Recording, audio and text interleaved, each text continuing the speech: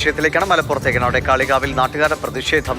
കൂട്ടിലായ ആളെ കൊല്ലി കടുവയെ വെടിവെച്ചു കൊല്ലണം, അല്ലെങ്കിൽ മൃഗശാലയിലേക്ക് മാറ്റണമെന്നാവശ്യപ്പെട്ടാണ് ഈ പ്രതിഷേധം നടക്കുന്നത്. ദിവിഷ്, നമുക്കറിയാം സ്വാഭാവികമായും ഒരു കടുവ അല്ലെങ്കിൽ പുലിയൊക്കെ പിടികൂടിയാൽ അതിനെ തൊട്ടടുത്തുള്ള വനപ്രദേശത്ത് വനമേഖലയിലേക്ക് തുറന്ന് ഉൾക്കാട്ടിൽ തുറന്നു വിടുകയാണ് ചെയ്യുന്നത്.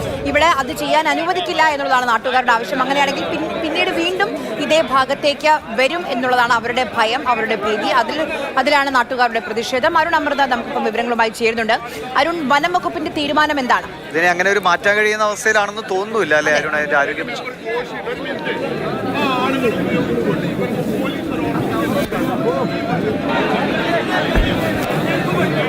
അതെ ആര്യ, ജനങ്ങൾ ഇവിടെ തമ്പടിച്ചിട്ടുണ്ട്. വനം വകുപ്പിനോട് കൃത്യമായ ഒരു ഉറപ്പ് ലഭിച്ചാൽ മാത്രമേ തുടർ നടപടികളിലേക്ക് കടക്കാൻ അനുവദിക്കുന്നു എന്നുള്ളത് തന്നെയാണ് ജനങ്ങളുടെ നിലപാട്. അവരുടെ ആശങ്കയാണ്. കാരണം 1.5 മാസത്തോളമായി ഇത്തരത്തിൽ തൊഴിലിന് പോകാൻ പോലും വലിയ ഒരു ഭീതി ഉണ്ടാകുന്ന സാഹചര്യം ഉണ്ടായിരുന്നു. അങ്ങനെ 1.5 മാസത്തിന് ശേഷമാണ് ഈ കടുവ ഇപ്പോൾ കൂട്ടിലായിരിക്കുന്നത്.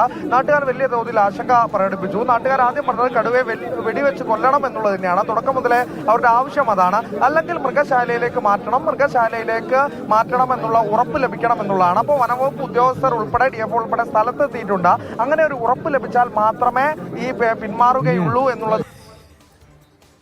ശരി, അരുൺ അമൃതനാഥാണ് വിവരങ്ങൾ നൽകിയത്. പ്രദേശത്ത് വലിയ പ്രതിഷേധം ഇപ്പോൾ നാട്ടുകാരുടെ ഭാഗത്തു നിന്ന് ഉയരുന്നുണ്ട്. പോലീസൊക്കെ അവിടേക്ക് എത്തിയിട്ടുണ്ട്. വനംവകുപ്പ് എന്ത് തീരുമാനത്തിലേക്ക് കടന്നു എന്നുള്ളതാണ് ഇനി അറിയേണ്ടത്.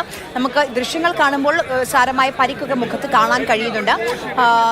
കടുവയുടെ മുഖത്ത് പരിക്കൊക്കെ കാണാൻ കഴിയുന്നുണ്ട്. അങ്ങനെ എന്തായാലും പ്രാഥമികമായ ചികിത്സ നൽകണം. അത് കഴിഞ്ഞിട്ടായിരിക്കും ഒരു തീരുമാനത്തിലേക്ക് വനംവകുപ്പ് എത്തുക. നാട്ടുകാരുടെ ഒരു വൈകാരികമായ തീരുമാനമാണ് അതിനെ കൊല്ലണമെന്നത്. പക്ഷെ അത് വനവകുപ്പിന് നിയമപരമായ രീതികൾ അനുസരിച്ച് മുന്നോട്ട് പോകാൻ കഴിയും. ഒരാളെ കൊന്നതാണ് ഈ കടുവ. അന്ന് മുതൽ നാട്ടുകാർ മുഴുവൻ അവർക്ക് ജോലിക്ക് പോലും പോകാൻ പറ്റാത്ത സ്ഥിതിയിൽ വല്ലാത്ത ആശങ്കയിലാണ്. അതെ, കുട്ടികളെയൊന്നും പുറത്തു വിടാതിരുന്ന് ആളുകൾ പറയുന്നത് ഇപ്പോഴും ഓർമ്മയുണ്ട്. കുട്ടികളെയൊന്നും ഞങ്ങൾ പുറത്തു വിടുന്നില്ല, കളിക്കാൻ പോലും വിടുന്നില്ല എന്ന് ആളുകൾ പറഞ്ഞാണ്. അപ്പോൾ അത്രയും ഒരു വല്ലാത്ത ഒരു അസ്വസ്ഥതയും പേടിയും അനുഭവിച്ച കാലത്തിൽ നിന്നാണ് അതിനെ കാരണക്കാരനായ കടുവയെ കിട്ടുമ്പോൾ അതിനെ കൊല്ലണമെന്ന് നാട്ടുകാരുടെ ഭാഗത്തുനിന്ന് സ്വാഭാവികമായിട്ട് ഒരു വൈകാരികമായ ആവശ്യം ഉയർന്നു വരുമെന്നതിൽ തർക്കമൊന്നുമില്ല. പക്ഷേ വനവകുപ്പിന് അവർക്ക് നിയമപരമായ നടപടികൾ സ്വീകരിക്കാൻ നിർവാഹമുള്ളൂ. അതിൻ്റെ ഒരു ആരോഗ്യസ്ഥിതി കണ്ടിട്ട് അതിനെ പെട്ടെന്നൊന്നും ഒരു കാട്ടിലേക്ക് തുറന്നുവിടാൻ പറ്റുന്ന സ്ഥിതിയാണെന്നും കരുതുന്നില്ല. ഒരുപക്ഷെ വയനാട്ടിലേക്ക് തന്നെ കേന്ദ്രത്തിലേക്ക് മാറ്റാനാണ് സാധ്യത, അല്ലെങ്കിൽ തൃശ്ശൂരിലെ പുത്തൂരിലേക്കോ അത് ഉചിതമായ തീരുമാനം വനവകുപ്പ് കൈക്കൊള്ളും അധികം വൈകാതെ.